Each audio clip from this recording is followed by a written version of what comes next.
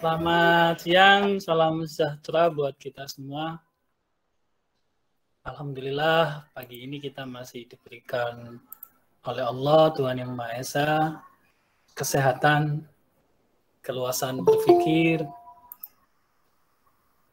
keluasan rezeki, dan banyak sekali karunia daripada Allah Subhanahu wa Ta'ala yang diberikan kepada kita semua, sehingga para mahasiswa sekalian masih bisa diberikan kesempatan untuk menjadi lebih baik, belajar dan terus belajar, karena belajar itu hakikatnya ya sampai kita menutup mata. Belajar bisa secara formal, kita melalui proses perkuliahan, secara informal, membaca informasi, membaca situasi, mendengarkan nasihat orang tua, mendengarkan nasihat teman, kerabat, para tokoh, para sesepuh. Jadi banyak yang bisa dilakukan oleh teman-teman mahasiswa sekalian. Nah, pada pagi hari ini kita ketemu kembali dalam mata kuliah pengantar manajemen sains, di mana pada pagi hari ini kita akan belajar tentang konsep manajemen dan manajer. Kalau konsep manajemen secara umum kita sudah pelajari di pertemuan pertama. Nah, kita nanti juga akan lebih menekankan dari sisi konsep manajer. Baik para mahasiswa sekalian, saya akan share materi saya.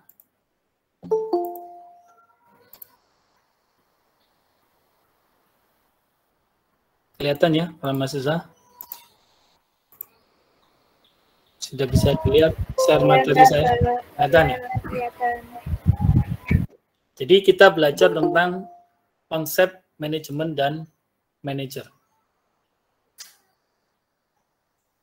Pada e-learning, para mahasiswa sengaja saya berikan kesempatan untuk bisa menonton video perkuliahan dulu, kemudian membaca materinya, ya. Kemudian lah sekarang kita, harapan saya karena Anda sudah menonton video, membaca materi, gambaran garis besar terhadap materi ini, Anda sudah memahami dan mungkin ada hal-hal yang mau nanti Anda tanyakan, monggo nanti kita bisa berdiskusi ya.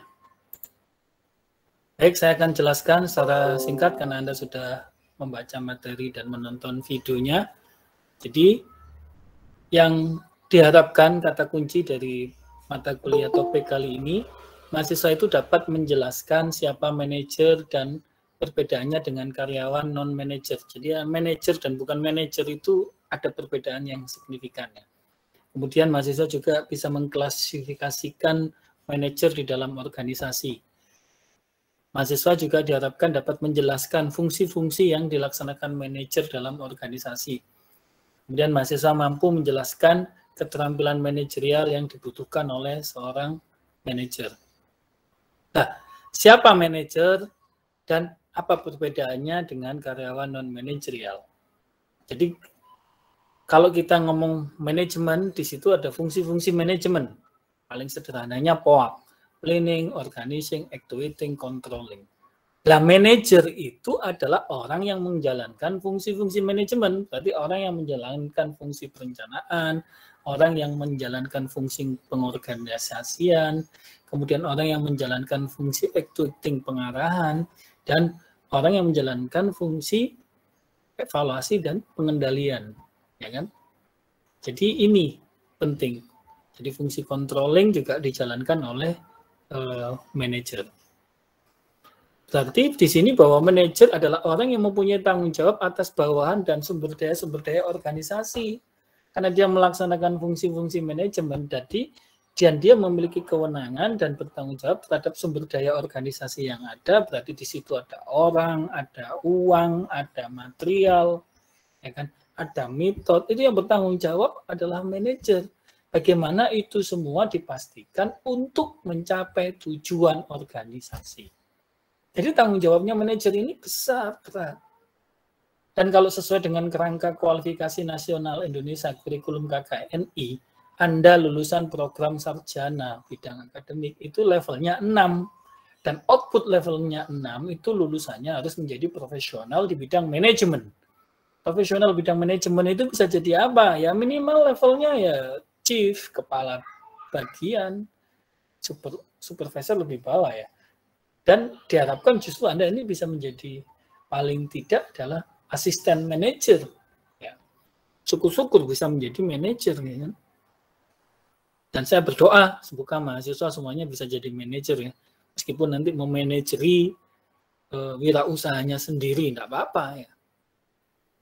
Dan manajer itu juga berarti dia harus bertanggung jawab dan mempertanggungjawabkan kegiatan para bawahannya, ya kan? Jadi punya bawahan. Dan bawahan itu menjadi tanggung jawabnya dia terhadap kinerja-kinerja capaiannya dia. Nah, manajer itu juga orang yang berpikir analitis dan konseptual. Manajer juga seorang mediator, manajer juga seorang politisi, manajer juga seorang diplomat, bahkan manajer itu adalah orang yang mampu mengambil keputusan yang sulit pada situasi yang sulit dan pada lingkungan yang berubah-ubah dengan situasi yang tidak terduga. Itu manajer. Kalau enggak bisa itu ya namanya bukan manajer ya.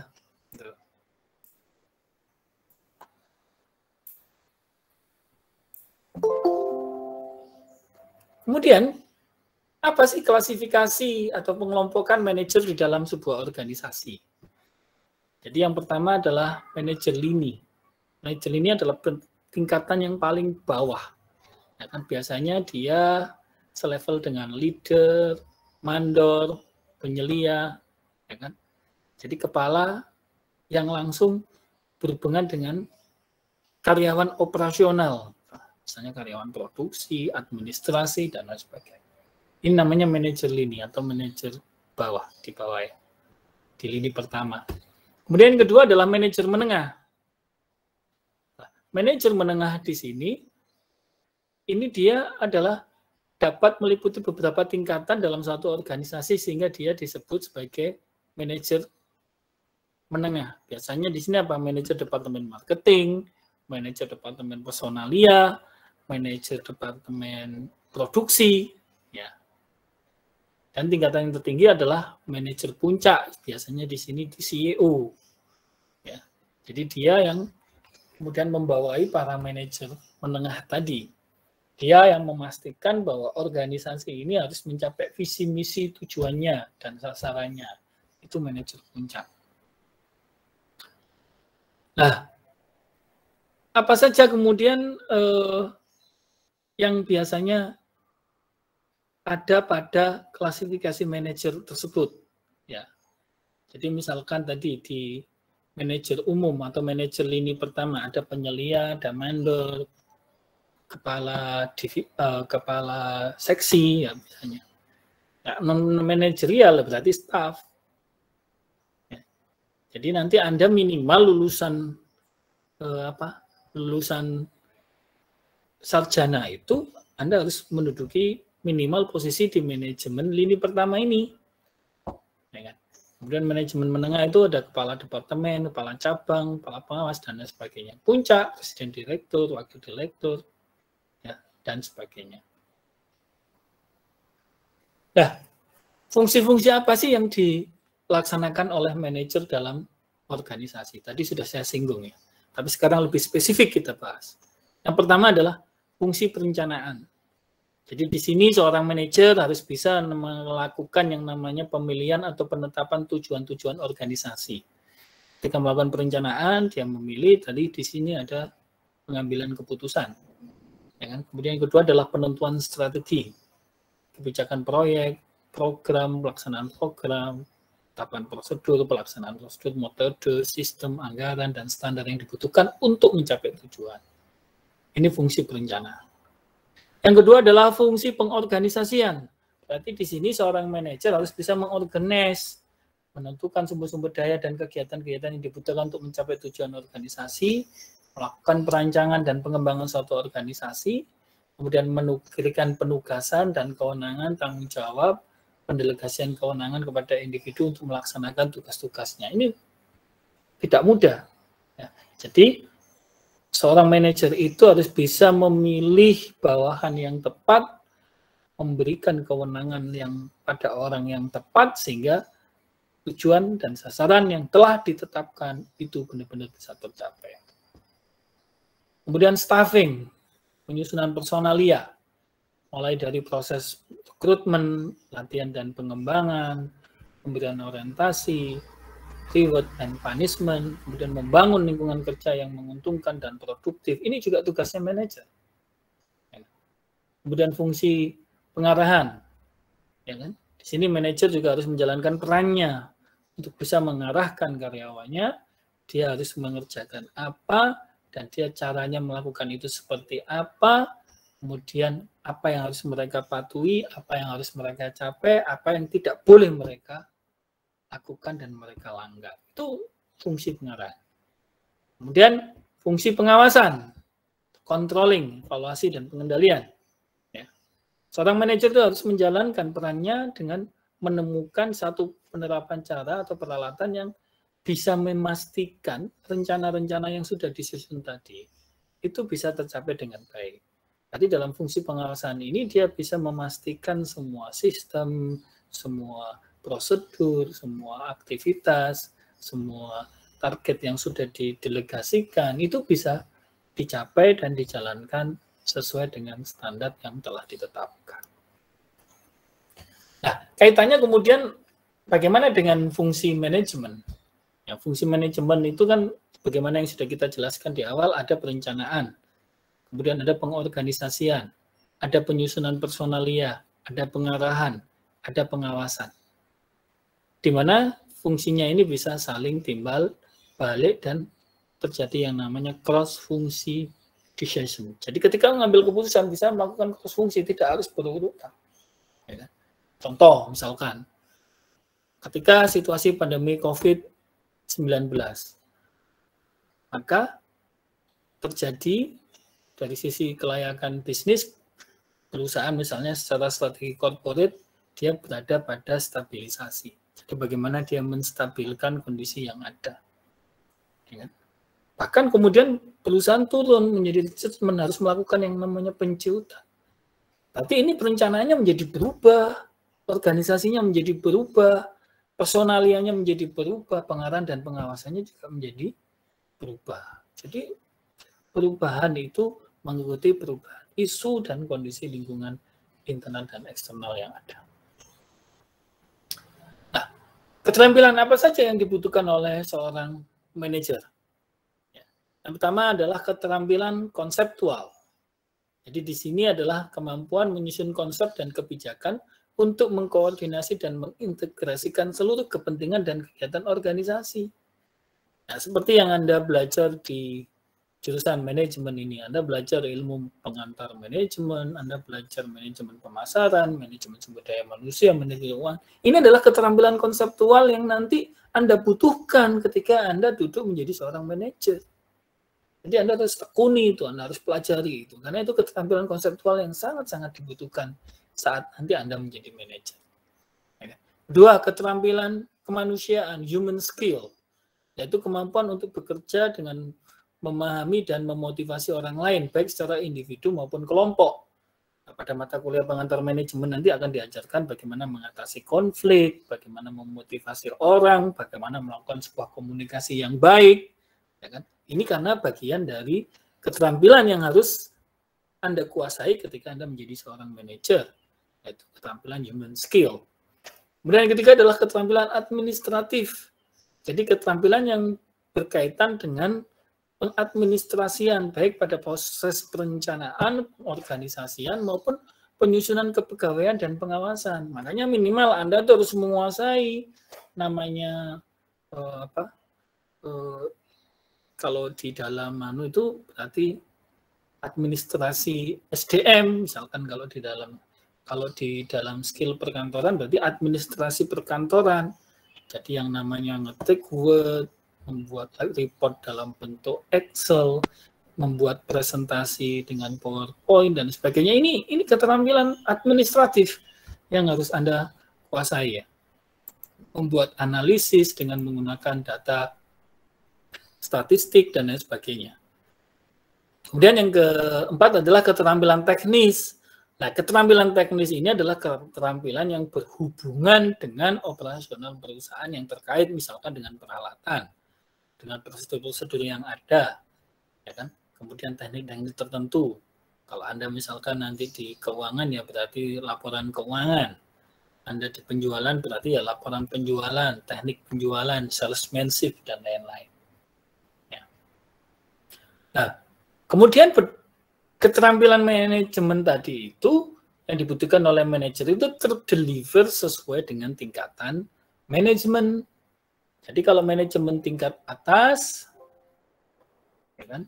Kalau manajemen tingkat atas itu hubungannya adalah keterampilan konseptual yang paling dominan, tapi dia tetap harus memahami administratif, memahami hubungan manusia, seimbang, sedikit memahami tentang operasional. Kalau di tingkat menengah, ya kan, dia juga harus sedikit memahami tentang konseptual, administrasi dan hubungan manusia seimbang, dan sedikit memahami lebih banyak tentang operasional. Ya. Dan di tingkat bawah, umumnya operasional harus yang paling dikuasai, kemudian secara konseptual sedikit harus menguasai. Kenapa? Ya karena sebetulnya hakikatnya dimanapun tempatnya manajer itu, baik dia manajer tingkat bawah, tingkat menengah, tingkat atas, kemampuan konseptual sedikit banyak dia harus tahu. Karena ini menyangkut strategi bisnis perusahaan. Kemampuan administratif dan hubungan manusia harus dia kuasai. Karena ini menyangkut operation perusahaan, menyangkut keberlangsungan perusahaan. Ya kan? Sedangkan kemampuan operasional terkait dengan teknis ya otomatis harus paham, karena itu memang roda dasar yang menggerakkan roda operasional perusahaan adalah di level operasional. Jadi ini para mahasiswa sekalian, penjelasan singkat saya tentang konsep manajemen dalam kaitannya dengan konsep manajer. Ya. Monggo, silahkan kalau ada yang mau ditanyakan, silakan.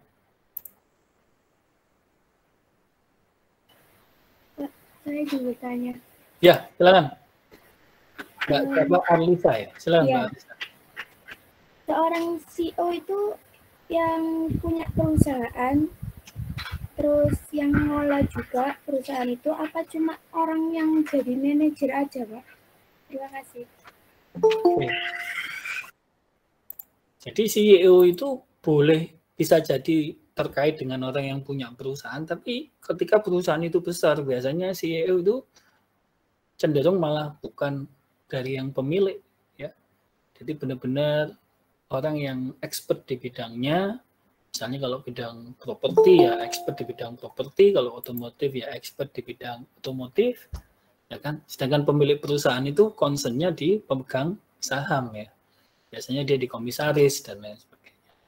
Nah, CEO sendiri kalau biasanya masih dirangkap itu berarti perusahaannya masih skala kecil dan menengah. Tapi kalau perusahaannya sudah skalanya besar, ya kan, itu biasanya CEO itu benar-benar berasal dari expert. Itu bisa berasal dari jabatan karirnya dia dari bawah, atau karena memang dia expertise di bidang itu, ya kan. Salah satu contoh misalkan dulu saya pernah diajar oleh salah satu CEO-nya Johnson & Johnson yang kemudian dia pindah ke Otsuka, ya kan. Jadi sebetulnya di level manajerial itu tugas salah satu direktur HRD itu adalah dia memburu CEO handal, karena kemajuan daripada satu perusahaan itu tergantung daripada CEO-nya. Ya kan? Dan CEO handal ini benar-benar kemampuan konseptual di bisnis itu yang kemudian dikaitkan dengan intuisi bisnisnya itu cukup kuat. Dan intuisi bisnis itu didasarkan experience, expertise-nya dia, dan expertnya dia. Maka dari itu kalau Anda di jurusan manajemen, saya sarankan mulai belajar sekarang itu belajar praktek. Jadi misalnya katakanlah Anda kerja di toko, tidak ada masalah. Anda belajar mulai manajemen toko. Atau misalnya, Pak, saya kepingin fokus belajar. Anda bisa belajar organisasi, belajar memimpin, belajar memanajemen di UKM, di Senat, di Perhimpunan Mahasiswa Jurusan. Ya kan? Apalagi sekarang kan di Narotama ada program magang, kemudian ada program research, ada program magang wirausaha, ada pertukaran pelajar dan sebagainya. Nah, ini media Anda untuk bisa mengembangkan supaya Anda nantinya itu bisa menguasai ilmu manajemen, fungsi-fungsi manajemen, sehingga itu penguasaan Anda baik terhadap konseptual dari sisi konseptual bisnis maupun konseptual manajemen, dari sisi human relation maupun dari sisi operasional itu bisa benar-benar dikuasai dengan baik. Jadi semua itu berangkat dari bawah. Jadi contoh misalnya tadi manajer pada lini bawah, berarti dia levelnya bisa kabak, bisa mandor, ya kan, bisa kepala admin dan sebagainya. Nah, berangkat dari situ itu berarti Anda bertanggung jawab untuk sebagai manajer operasional pada level bawah, ya kan. Nah, ini harus dikuasai. Kalau Anda tidak bisa menguasai operasional, maka Anda tidak bisa akan naik pada level yang kedua, yaitu menjadi manajer pada tingkat middle, tingkat departemen. Nah, kalau hal-hal teknis di bawah Anda tidak paham, bagaimana Anda bisa memimpin pada tingkat departemen, ya kan? Maka dari itu, ketika kita bicara tentang perencanaan tenaga kerja, perencanaan pengisian jabatan-jabatan yang ada, itu kecenderungannya perusahaan pasti jika itu pada level manajer menengah dan manajer operasional, manajer lini, ya kan? Itu kecenderungannya dia rekrutmennya dari sumber internal, dari penawaran internal, dari proses pelatihan dan pengembangan, dan dari proses pemantauan kinerja dari karyawan-karyawan existing yang sudah ada, ya kan? Justru yang cenderung kita hijack kemudian itu di level-level CEO dan lain sebagainya, karena itu menyangkut networking, menyangkut kapasitas, kapabilitas, dan lain sebagainya. Ya, sebagai salah satu contoh, ketika seorang manajer itu fokus, maka dia nanti setelah dia menguasai semua bidang, dia bisa menjadi tidak hanya CEO, tapi dia juga bisa menjadi pemilik perusahaan. Contohnya yang punya bank digital itu, ya kan? Dia baru memiliki bank digital belum ada 1 tahun, ketika masuk bursa kemudian melejit, ya dia menjadi orang terkaya 5 besar di Indonesia.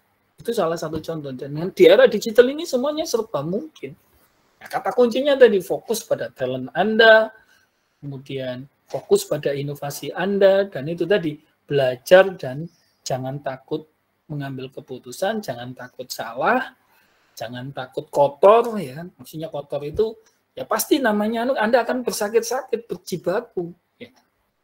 Jadi mulai dari yang kecil. Ya kayak saya dulu ya, pertama kali saya ingin belajar tentang manajemen bisnis, ya saya pernah jualan kacang, jualan kerupuk, ya misalkan begitu. Akhirnya meningkat. Kakak kelas Anda yang namanya sekarang sudah punya pesawat pribadi, 2 malah, 1 pribadi, dia menjadi miliarder, penghasilannya itu miliarder, dia menjadi profesional, dia menjadi chairman, dan lain-lain. Itu dulu ketika kuliah di Narotama, ya kan? Itu jualan roti dia, di mahasiswanya enggak malu. Ya kan? Kenapa dia bisa meraih dalam tempo waktu yang singkat ketika mahasiswa sampai dia mencapai kesuksesannya menjadi chairman, menjadi direktur utama di salah satu perusahaan di bidang saham miliknya dia, bahkan kantornya itu di Amerika, di Wall Street, ya. Itu dia hanya butuh waktu kurang lebih 10 tahun. Bayangin. Jadi di usia 30 dia sudah bisa, 30-an itu dia sudah bisa mencapai. Dan kemarin saya minta kepada beliau untuk ngajar di Narotama. Dan kalau Anda cek di PD Dikti, dia menjadi salah satu staf pengajar kita, namanya Bapak Gema Merdeka Goryadi. Dia sudah doktor, ya sekarang sudah doktor dia. Nah, kapan-kapan nanti saya akan mencoba beliau untuk menularkan ilmunya. Tapi beliau sebetulnya YouTube-nya menjadi YouTuber ya. Jadi di YouTube-nya bisa dilihat apa yang dia lakukan, bagaimana dia bisa meraih sukses dan lain sebagainya. Satu kunci yang saya lihat dari dia yaitu tadi, dia memang sejak awal saya ketemu dengan dia, itu saya melihat bahwa dia adalah profil seorang manajer yang sukses. Ya kan? Profil manajer yang sukses itu apa? Pertama adalah berani. Jadi dia itu berani mengemukakan pendapat, berani mengkritisi sesuatu, ya kan? Kemudian yang terpenting dia tidak malu untuk mengatakan bahwa dia salah, apa istilahnya, dia kurang, kemudian dia butuh pelajaran ini, dia perlu belajar ini dan lain-lain. Itu dia tidak malu untuk mengatakan itu, ya kan? Dan dia selalu belajar dan belajar, belajar dan belajar. Intinya itu sebetulnya. Jadi jelas ya Mbak Arlisa? Bisa dipahami? Iya Pak, jelas. Terima kasih. Monggo, silakan kalau ada pertanyaan lain. Mas Fatah, saya ingin dengar suaranya Mas Fatah. Ada pertanyaan Mas Fatah? Silakan.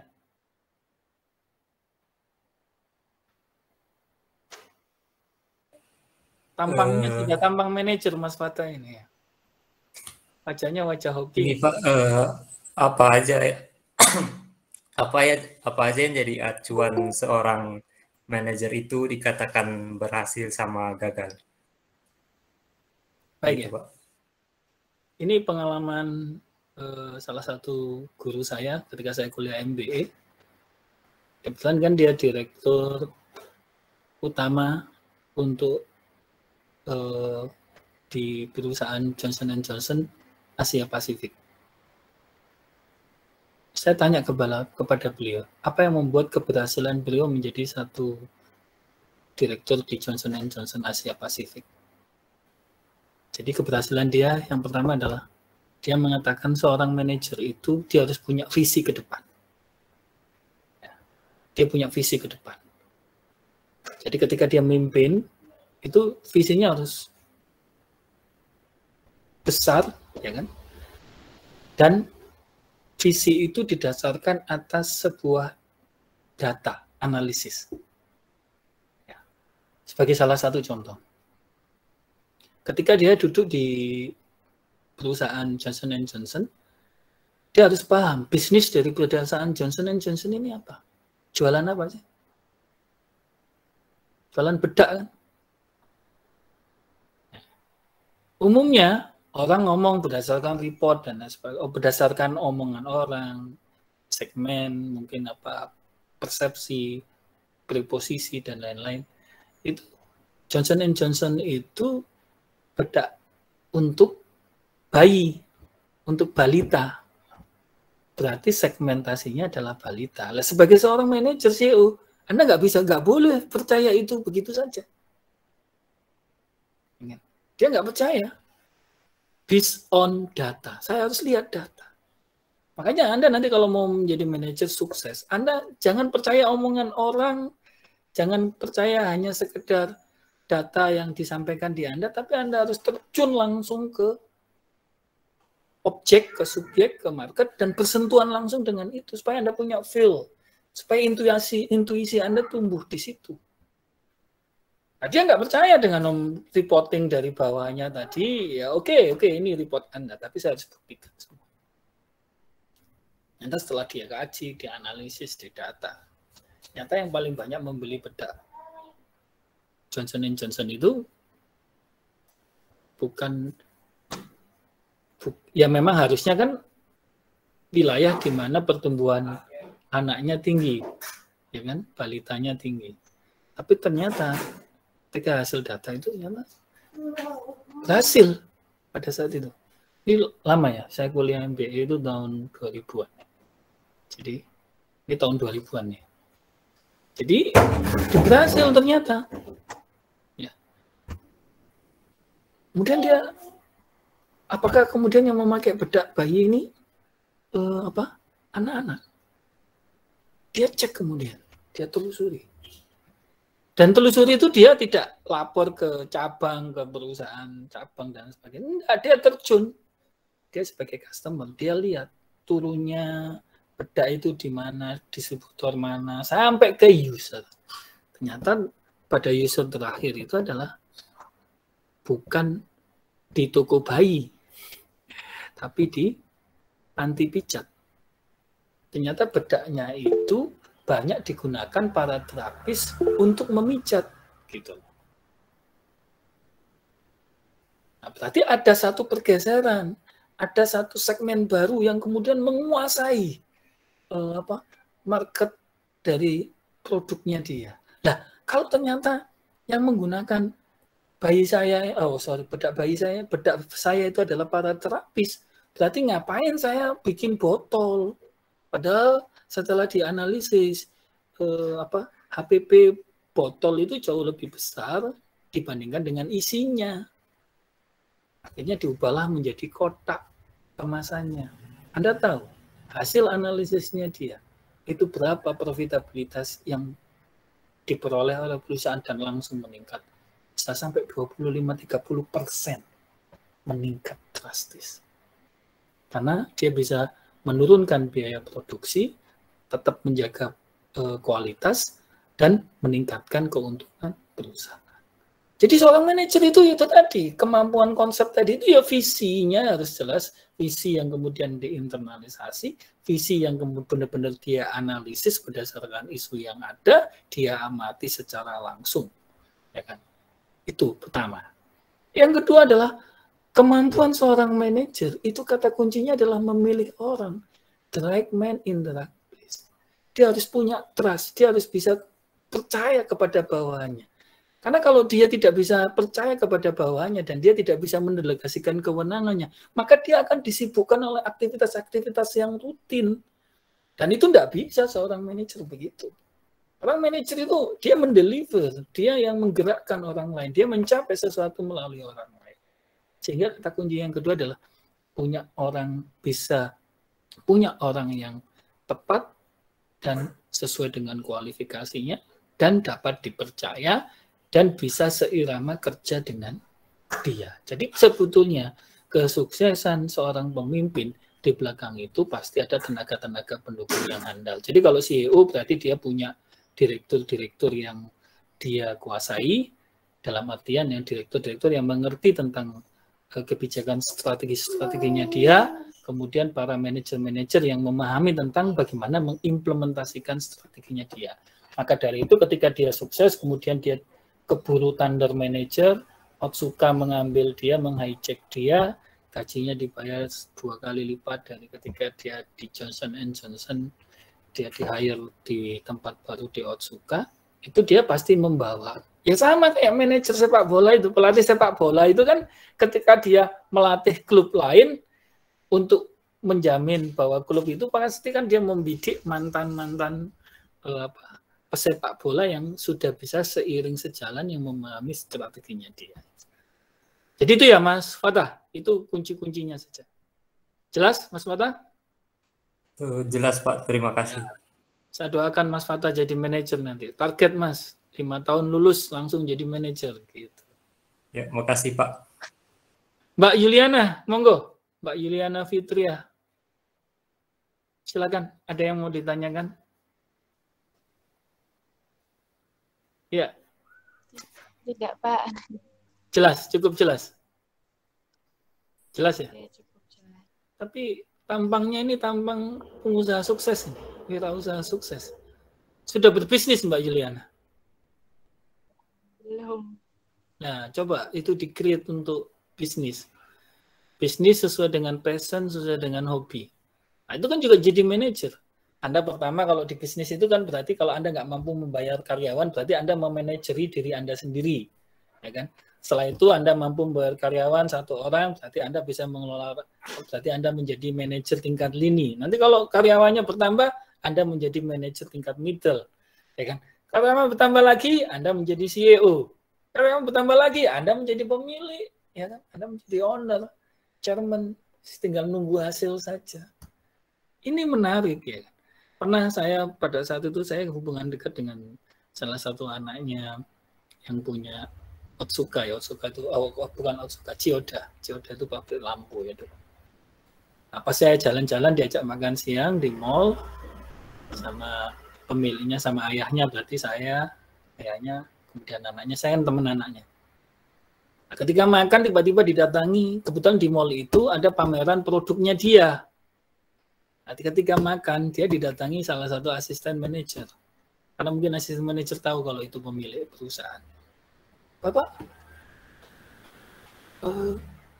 saya mau lapor. Nah, agak-agak beliau asisten manajer ini enggak tahu etika mungkin ya. Jadi langsung nyerocos dia ngomong, oh manajer marketing saya itu enggak pernah bekerja. Coba Bapak lihat pameran, dia enggak ada. Saya yang bekerja semuanya. Saya yang melakukan semuanya. Pasti tanya sama manajer. Terus hasilnya bagaimana? Ya itu Pak, tercapai. Tapi kan bukan kinerja manajer saya. Itu kinerja saya. Terus dijawab sama yang punya perusahaan. Mas, saya ini owner. Owner itu bullshit, tidak ada urusan siapa yang bekerja. Yang tahu, yang bertanggung jawab, dia nyampe target, selesai, targetnya tercapai, keuntungan yang diharapkan tercapai, selesai. Ya. Jadi itu kan namanya pinternya manajer kemudian memilih orang yang bekerja ini. Ya kesalahan daripada asisten manajer ini. Tapi sebenarnya kalau saya melihat dari sisi typical perilaku dia bukan perilaku seorang manajer ya. Sama ketika ada satu kisah misalkan ada seorang raja mengajak perdana menterinya kemudian sama punggawanya. Nah, ketika di dalam kapal mulai berangkat, punggawa ini tidur terus pekerjaannya. Dia hanya tidur saja. Nah, rajanya ini bangun ya, raja suka melihat-lihat situasi ya, raja tetap terbangun. Nah, punggawanya kemudian lama-lama gemes gitu. Akhirnya ngomong sama raja. Raja, kenapa raja kok mengangkat orang tukang tidur ini jadi perdana menteri? Mestinya kan saya yang harus jadi perdana menteri. Saya yang mengayuh perahu ini. Saya kemudian mengawal raja, menemani raja berbicara dan lain sebagainya. Lihat perdana menteri itu tidur terus. Akhirnya kemudian sampailah di satu lokasi tujuan daripada raja, perdana menteri itu bangun, kemudian punggawa bangun. Terus perdana menteri ini raja ngomong sama punggawa, "Hai punggawa, kamu kepingin jadi perdana menteri?" "Iya siap raja, saya kepingin jadi perdana menteri." "Baik, sekarang kamu dengarkan ada suara apa di dalam hutan itu?" Nah, kebetulan ada suara kuk kuk kuk kuk kuk kuk. Nah, si punggawa ini langsung ngomong, "Suara anjing itu raja. Saya tidak perlu ke sana, saya pasti tahu itu suara anjing." "Ya sudah kamu lihat sana, apa benar itu suara anjing?" Larilah dia masuk ke hutan. Kemudian dia setelah itu balik lagi lapor ke raja. "Betul kan raja, itu suara anjing?" Nah, saya sudah melihat, saya sudah membuktikan itu suara anjing. "Berapa ekor jumlah anjingnya?" Lah, raja tadi enggak bilang kalau itu berapa ekor anjingnya. Larilah dia ke hutan. Kemudian balik lagi. Ini perdana menterinya nggak ada ya, perdana menterinya lagi disuruh sama raja kemana gitu. Ya kan? Karena dia sengaja memang menjauhkan punggawa ini dari perdana menteri. Ingin ngetes, supaya ingin beri pelajaran kepada punggawa itu. Apakah dia layak atau tidak jadi perdana menteri. Nah, itu kembali. Ada 10 raja anjingnya. Terus rajanya tanya lagi. Berapa 10 itu terbagi klasifikasinya ada berapa warna, berapa bentuk. Loh, raja tadi nggak bilang. Saya tak masuk lagi raja. Balik lagi. 6 hitam, kemudian putih. Terus bentuk wajahnya itu oval sekian, agak lonjong sekian. Baik.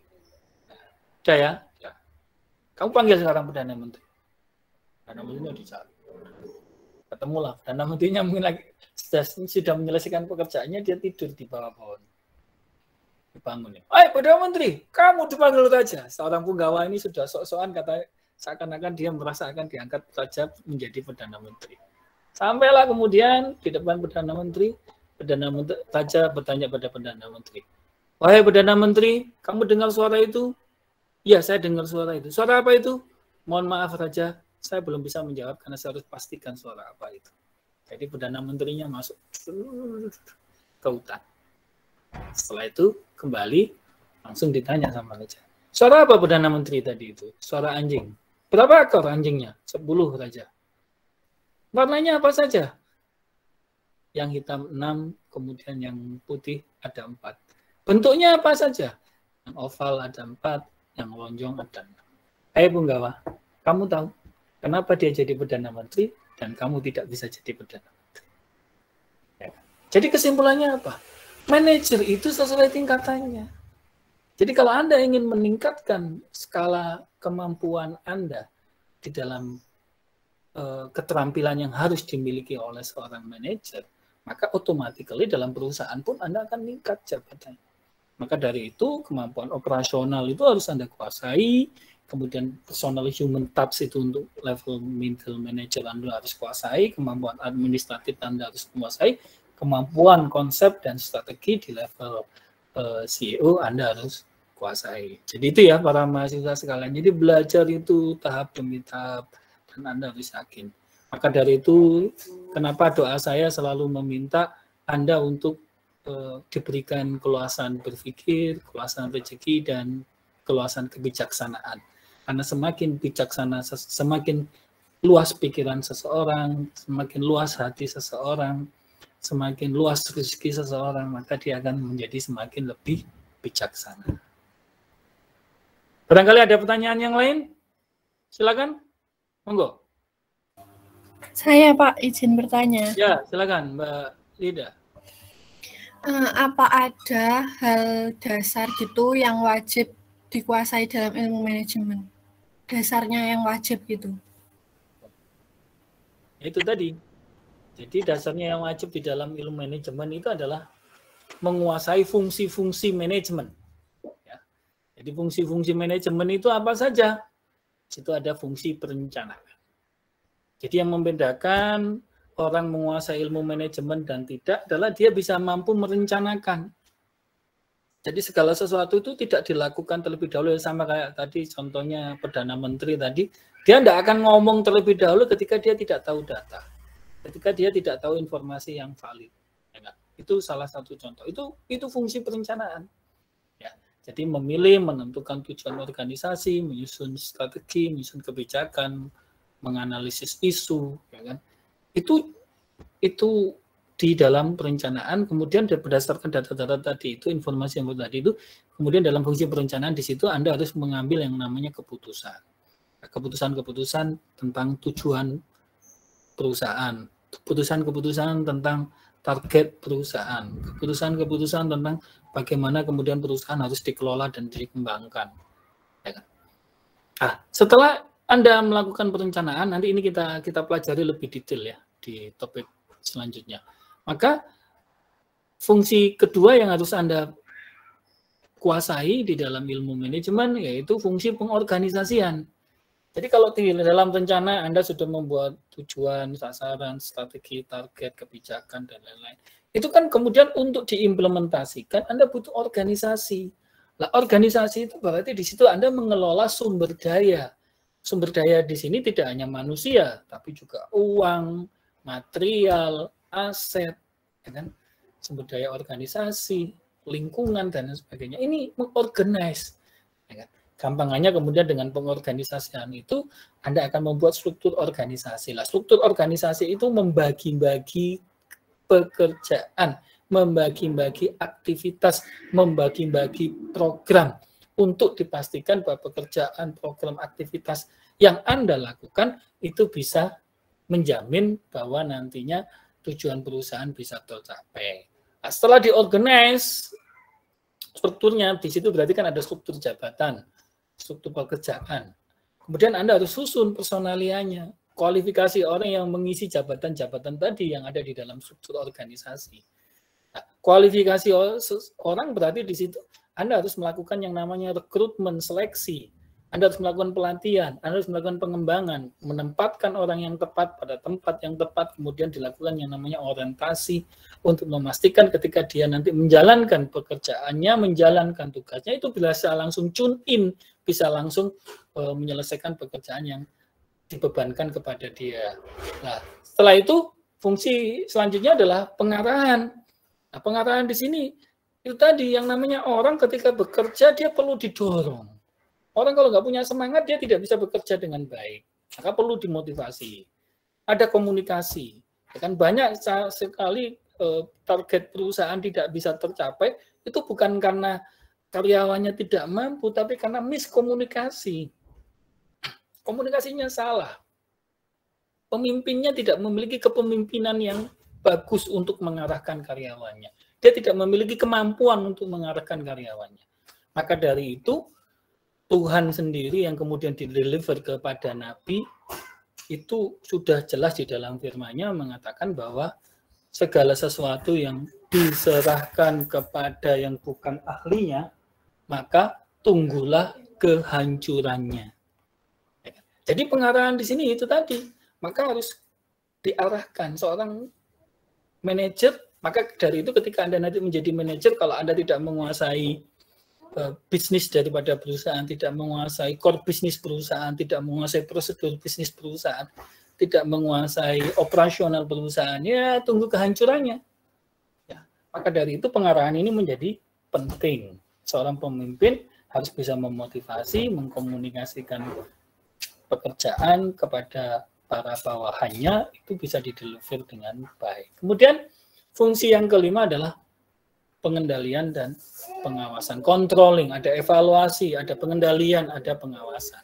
Dasarnya melakukan pengawasan ini apa? Yang pertama adalah berdasarkan penetapan standar-standar tadi. Standar tadi ini ditetapkan pada saat perencanaan ya, sesuai visi, misi, tujuan, sasaran, kemudian ditetapkan kebijakan-kebijakan. Nah, kebijakan-kebijakan di situ berarti ada standar-standar yang ditetapkan. Kemudian ada indikatornya, ada ukurannya, ya kan? Kemudian berdasarkan apa yang sudah dijalankan, kemudian dievaluasi berdasarkan standar dan indikator yang ada, itu tercapai atau tidak. Kalau tidak tercapai, kenapa? Kalau tercapai, kenapa? Apa yang menjadi faktor pendorong, faktor apa yang menjadi penghambat, ini di pengawasan. Ketika faktor itu menjadi pendorong, itu kemudian dijadikan trigger, ya kan, untuk diduplikasi supaya nanti di divisi lain, di departemen lain juga bisa dijalankan dengan baik. Ketika faktor itu menjadi penghambat, ya ini yang harus diantisipasi, ya kan, menjadi satu lesson learned, pembelajaran supaya jangan sampai terulang kembali. Jadi itu ya gambaran singkatnya apa saja yang harus dikuasai Anda sebagai seorang yang berada di jurusan manajemen yang nantinya diharapkan Anda akan bisa menjadi seorang manajer. Saya kira jelas? Ada pertanyaan? Kalau tidak, sambil ngisi presensi di chat ya. Yang hadir kuliah hari ini. Jelas, Pak. Terima kasih. Silakan isi di chat ya, nama, NIM, sama semester. Di chat ya. Karena ini langsung saya record, jadi langsung recordnya di chat. Jadi nanti kalau ada yang input presensi salah, lah ada buktinya semua. Nah.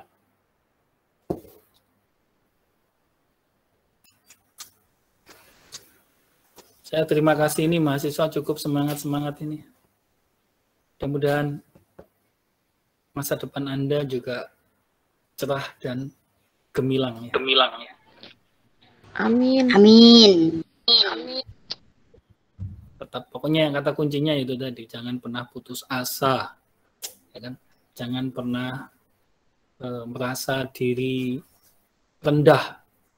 Jadi rendah hati boleh, tapi rendah diri itu dosa, tidak boleh. Ya. Yang ketiga, pasti Anda harus bergaul dengan orang-orang yang mendukung Anda, orang-orang yang menyemangati Anda. Dan kalau ada teman yang misalnya tidak menyemangati, justru suka membuli Anda, melecehkan Anda, meremehkan Anda, wis gak usah ditemenin. Itu merusak Anda. Ya kan? Karena orang itu tergantung temannya. Apalagi sekarang di dunia digital ya, teman itu tidak harus kita bertemu tatap muka secara langsung, ya kan? Kita bertemu melalui media sosial, bertemu dengan melalui kuliah seperti ini, ya kan? Bertemu melalui chat, bertemu dengan melalui baca informasi di grup WA dan lain sebagainya. Itu modal dasar Anda sekarang. Jadi dunia sekarang itu ada di tangan Anda, bukan di mulut ya. Sekarang orang itu cenderung dunia ada di tangan Anda. Nah, tangan Anda ini bisa menggerakkan dengan baik, itu tergantung apa yang Anda pikirkan. Ya kan? Apa yang Anda pikirkan itu tergantung keyakinan Anda. Jadi kalau keyakinan Anda itu sukses, maka Anda akan berpikir untuk sukses. Ketika Anda berpikir sukses, maka tangan Anda akan terampil untuk menggerakkan bagaimana caranya supaya saya sukses. Ya kan? Maka hati-hati dengan pikiran-pikiran Anda. Hati-hati dengan apa yang Anda masukkan di dalam kepala Anda, di dalam informasi-informasi yang Anda baca. Karena apa yang sudah masuk di dalam otak kita, itu tidak bisa di-delete. Baik buruk kalau sudah masuk di otak itu tidak bisa di-delete. Ya, secara psikologis, secara teori keilmuan di dalam NLP, Neuro Language Programming, bahasa pemrograman otak, apa yang dimasukkan di otak kita itu hanya bisa ditimpa.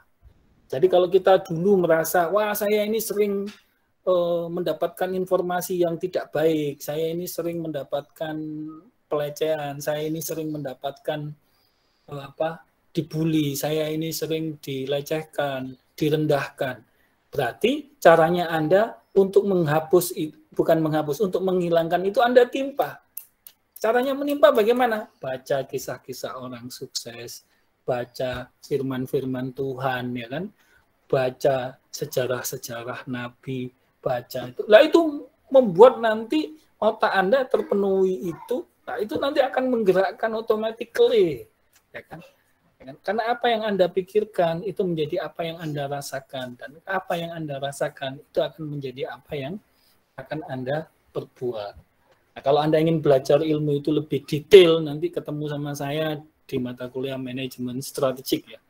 Itu saya akan spesifik mengajari Anda tentang itu, karena itu kebetulan disiplin ilmu saya di situ. Jadi itu saya selalu berdoa, semoga mahasiswa sekalian selalu sehat, selalu ditolong oleh Tuhan Yang Maha Kuasa, Allah Subhanahu wa Ta'ala, selalu diberikan kemampuan, selalu dijaga dari bisikan-bisikan setan. Bisikan setan yang paling berbahaya itu adalah kesombongan. Dan sombong itu tidak selalu harus kata-kata yang tinggi. Kata-kata yang rendah itu juga sombong. Dan itu sombong yang terbesar. Kalau kata-kata yang tinggi, woi, kalau nggak ada saya ini, nggak akan bisa sukses. Itu sombong kata-kata yang tinggi. Tapi itu efeknya, dampaknya, itu masih lebih rendah dibandingkan sombong dengan kata-kata yang rendah. Kenapa ya Tuhan, kau lahiran aku dari orang tua yang miskin? Kenapa kau lahiran aku dengan wajah yang jelek? Kenapa kau lahirkan aku dengan otak yang tumpul, misalkan begitu. Itu sombong yang lebih besar dosanya. Itu sombong. Kenapa sombong? Karena Anda menghakimi Tuhan, Anda tidak mengakui Tuhan, bahwa Tuhan itu menciptakan manusia, menciptakan hambanya dalam kondisi yang terbaik. Apapun kondisi kita dalam kacamata manusia. Maka dari itu Tuhan itu berfirman, boleh jadi apa yang menurut kamu itu baik, itu belum tentu baik menurutku. Maka dari itu Anda sadari apa yang diberikan oleh Tuhan kepada kita, itulah yang terbaik buat kita. Ketika Anda syukuri itu, Anda sadari itu, lihatlah. Anda akan mengalami satu progres positif yang eksponensial. Ya, itu saya pribadi mengalami. Saya ini terlahir pelo dari keluarga yang miskin, dan saya sejak kecil, sejak SD itu sudah ditinggal oleh ayah saya. Saya tidak punya rumah, saya tinggal ngemper di salah satu masjid. Ya kan? Kemudian ibu saya tidak bekerja. Apa terjadinya? Pada saat itu saya mengalami depresi, tidak hanya depresi otak, tapi depresi kejiwaan yang luar biasa. Beruntunglah saya tinggal di ampiran masjid. Kemudian saya dengar ada ustadz mengatakan firman-Nya, saya coba selami, saya coba belajar. Oh, ternyata betul. Ya kan? Akhirnya saya kemudian bertekad untuk berubah. Ya kan? Anda sekarang bisa lihat pelu saya? Tidak bisa. Karena kenapa? Karena ketika usia saya menyadari itu, saya berusaha bagaimana saya supaya bisa menghilangkan pelu saya itu. Lidah saya itu sangat pendek. Ketika dijulurkan itu tidak bisa panjang. Sehingga melafalkan huruf itu. Apa yang saya lakukan? Saya memotivasi diri saya. Saya harus menjadi juara qiraah di kota Surabaya pada saat itu. Padahal tidak mungkin kan orang pelu bisa jadi juara qiraah. Bagaimana melafazkan hurufnya? Bagaimana makhrajnya? Tapi ternyata Tuhan itu luar biasa. Allah itu luar biasa. Ketika hambanya itu berusaha keras, bekerja keras, dan alhamdulillah di usia 11 tahun saya menjadi juara qiraah tingkat 1 di Surabaya.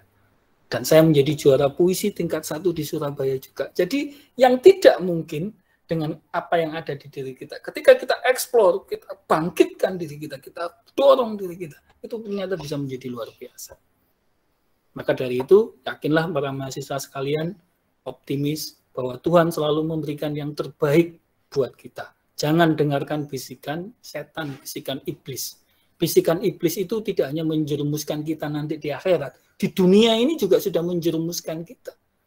Ya kan? Ketika kita tidak menyayangi diri kita, maka habislah kita. Tidak ada orang yang bisa menyayangi diri kita dengan sungguh-sungguh, dengan tulus, itu kecuali diri kita. Untuk itu pilihan, sayangilah kita, banggalah dengan kita, hormati kita, hargai kita, kemudian olah apa yang ada di diri kita untuk menunjukkan bahwa saya bisa sukses. Dan setiap orang memiliki karakteristik sukses sendiri-sendiri, tidak harus sama.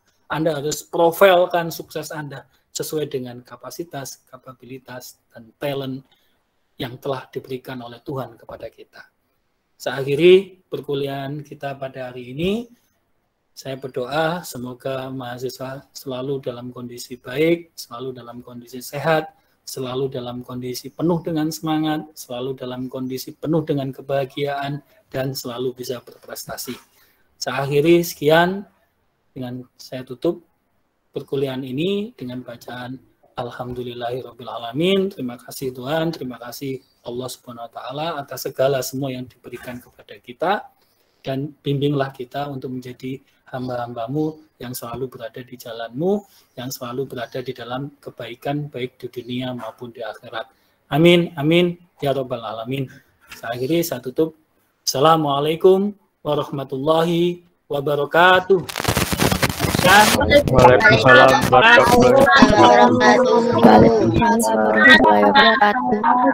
warahmatullahi wabarakatuh. Terima kasih, Pak. Waalaikumsalam, Mbak. Terima kasih, Pak.